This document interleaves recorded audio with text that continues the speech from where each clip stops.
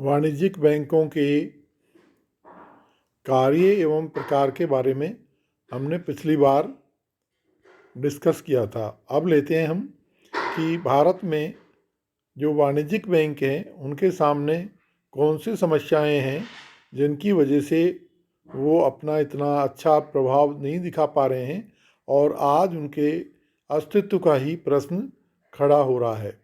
तो सबसे पहले लेते हैं हम इसमें जैसे कि राजनीतिज्ञों का प्रभाव। तो जो पॉलिटिक्स है वो बैंकों में आ गई है और इसकी वजह से जो अच्छे ग्राहक हैं उनको ऋण नहीं दिया जा रहा है और ऐसे लोग जो कि ऋण चुकाने में असमर्थ हैं उनको ऋण दिया जा रहा है। इससे बहुत सारा ऋण जो है वो हमारा डूब जा रहा है। बहुत सारे जो जगह जहाँ पर बैंक में जो अधिकारी हैं, मैनेजर हैं, उनका जो स्थानांतरण है या उनका जो पोस्टिंग है वो भी पॉलिटिशियंस अपनी मर्ज़ी से करा रहे हैं। इसके अलावा काफ़ी सारे राजनीतिज्ञ हैं वो बैंकों को अपने प्रभाव में लेकर उनका मिसयूज़ कर रहे हैं। तो इस तरह से बैंक अपनी जो टोटल जो उनको परोपकार की भावना या जो कॉमर्शियल एस्पेक्ट पर कार्य करना चाहिए वो नहीं कर पा रहे हैं।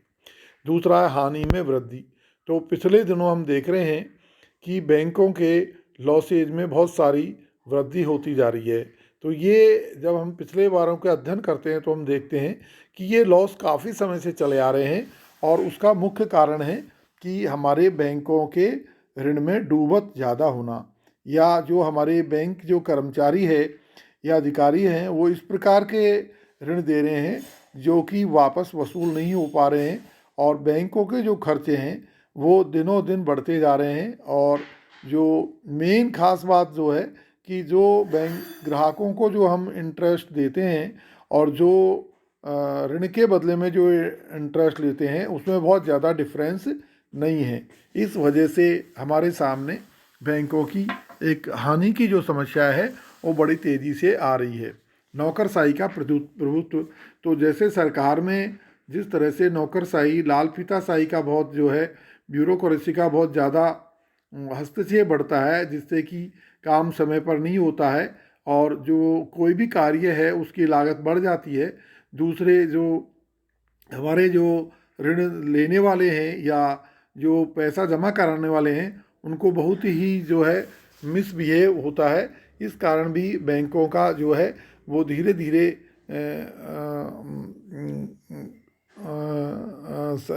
धीरे धीरे कहना चाहिए कि समस्या बढ़ती जा रही है या धीरे धीरे जो हानि की तरफ वो जा रहे हैं।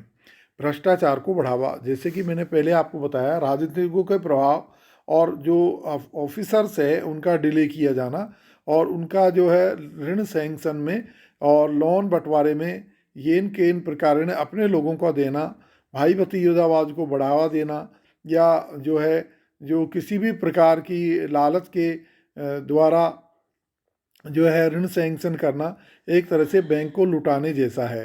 तो इस भ्रष्टाचार का दिनों दिन बढ़ता जा रहा है और धीरे धीरे बैंकों का ये माना जा रहा है कि सरकार की तरह कार्य कर रहे हैं। इसीलिए अब एक नई विचारधारा आ रही है कि बैंक पूरी तरह से अपने कार्य के प्रति जिम्मेदार हो और जिम्मेदार ही नहीं हो बल्कि वो जो भी अपने अधिकारियों और कर्मचारियों के प्रति किसी प्रकार का कोई एक्शन लेना चाहे तो वो ले सकते हैं। कुशलता की कमी। तो बैंकों में पिछले दिनों जो है और शुरू से ही जो काफ़ी जो स्टाफिंग है या जो उनके जो कर्मचारी हैं उनको लेकर समस्या है। कर्मचारी इतने कुशल नहीं हैं, कर्मचारी कार्य को पूरी लगनता से नहीं करते हैं और बहुत सारे पिछले दिनों तो एक बड़ी प्रॉब्लम यही है कि बैंकों में वेतनमान बड़ा कम हो गया है। पहले जो बैंकों की जो सैलरीज है बड़ी अट्रैक्टिव होती थी जिसकी वजह से वहाँ पर बहुत लोग जाना चाहते थे, अच्छे लोग। अब वहाँ पर बहुत अच्छे प्रबंधक जाना नहीं चाहते हैं, तो ये भी एक बड़ी प्रॉब्लम है। योग प्रबंधकों का अभाव, जैसा कि ऊपर वाली बात है वो इसमें भी लागू होती है। बैंकों के साधनों का दुरुपयोग। जैसे कि बैंक के जो साधन है उसमें ख़ास तौर से जो उसके जो जमा धन है उस जमा धन को हमारे बैंक के जो अधिकारी हैं वो अपने विभिन्न प्रकार से यूज़ लेते हैं। जैसे ओवरड्राफ्ट दे देते हैं या जो कम दर पर दूसरे लोगों को दे देते हैं। बैंक की बिल्डिंग है उसका मिसयूज़ करते हैं तो इस तरह से जो है सही उपयोग नहीं होने के कारण बैंकों को सामने अस्तित्व का संकट आ गया है। ग्राहकों की सेवा में, यानी कि जो चाहे बैंक से लोन लेने वाला हो, चाहे बैंक में पैसे जमा कराने वाला हो, उसकी बहुत अच्छी तरह से जो है रिगार्ड नहीं किया जा रहा है, उसके जो कहना चाहिए सेवा नहीं की जा रही है, जिससे बैंकों के प्रति लोगों का सम्मोहन है वो कम होता जा रहा है। वसूली में गिरावट, जैसे कि मैंने पहले बताया, वो इसी तरह से है। बढ़ता एनपीए, ये नया पॉइंट है, आप समझ लें। एनपीए का मतलब है नॉन परफॉर्मिंग असेट्स, यानी ऐसे ऋण जिन पर कई जो है 2 साल से या 1 साल से ब्याज प्राप्त नहीं हो रहा है और किसी प्रकार की रिकवरी नहीं हो रही है। यानी एक प्रकार के ये वो जो राशि है जो कि डूबत ऋण के रूप में बैंक को दर्शानी चाहिए, पर बैंक अपनी जो है अकुशलता छिपाने के लिए इसको दिखाता नहीं है। तो ये आगे बढ़ता जा रहा है, जैसे जैसे बढ़ता जा रहा है वैसे वैसे बैंक जो है पूरी तरह से नुकसान में जाने की ओर बढ़ रहे हैं। सुदृढ़ता में कमी से मतलब है कि इसमें जो कैपिटल है बैंक में उसकी कमी है, और जो इसकी जमाएं हैं वो भी तेज़ी से नहीं बढ़ रही है। इसलिए बैंक का आज कभी भी कोई बैंक फेल हो सकता है, और लोगों में बड़ा ये भावना है कि कोई बैंक फेल हो जाएगा तो हम क्या करेंगे। तो इसका मेन लॉजिक यही है कि बैंक जो है उनके जो इतने जो जमाएं हैं उनको पूरी तरह से सुदृढ़ तरीके से आगे लोन के रूप में नहीं दिया जा रहा है। सरकार द्वारा ऋण माफ़ी की योजना, इससे भी जो है बैंक में जो लोग ऋण देते हैं और वापस जमा कराना चाहते हैं वो हतोत्साहित होते हैं और सोचते हैं कि किसी तरह से इसको जमा नहीं कराया जाए, शायद हो सकता है कभी सरकार माफ़ कर दे। इसकी वजह से जो बैंक है उनकी एफिशिएंसी पर और उनकी वर्किंग पर बड़ा नेगेटिव प्रभाव पड़ता है। घोटाले बैंकों में, जैसे कि नीरव मोदी का घोटाला, जैसे कि किंगफिशर के माल्या वाला घोटाला, इस तरह के घोटाले जो हैं वो बहुत सारे हो रहे हैं। और हम देखते हैं कि बड़े बड़े घोटाले के अलावा छोटे घोटाले जो बैंक मैनेजर्स ने या बैंक कर्मचारियों ने अपने हितों के लिए या किसी अन्य पॉलिटिकल प्रेशर की वजह से किए हैं, ये भी बड़ी प्रॉब्लम है।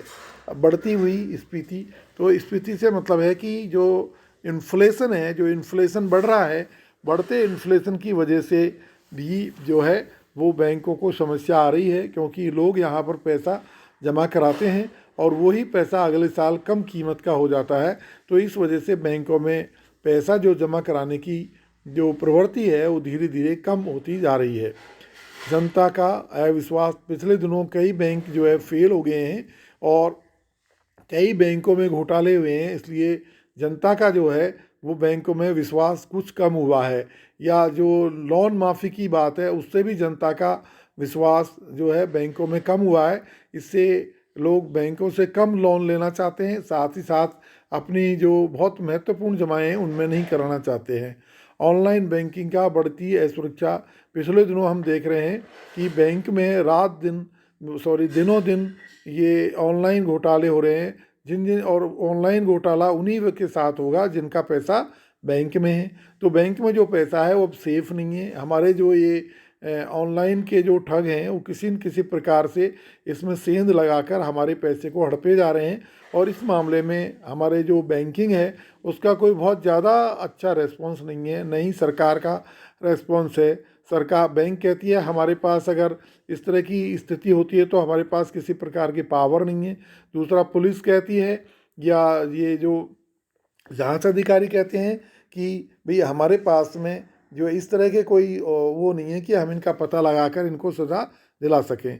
तो इसमें भी बहुत ज़्यादा सुधार करने की आवश्यकता है। शिक्षा, बैंक जो है जब आज ऑनलाइन का तरीका बढ़ता जा रहा है, और दूसरा बहुत सारे कार्य बैंकों के जो है करने के लिए शिक्षित व्यक्ति का होना आवश्यक है। भारत एक ऐसा देश है जहाँ पर कि अभी भी साक्षर लोग हैं वो बहुत कम है। तो ऐसी स्थिति में बैंकिंग इंडस्ट्री का विकास जो है बहुत ही एक प्रश्नवाचक चिन्ह लेकर रहता है कि कैसे बैंकिंग जो है उसका विकास होगा।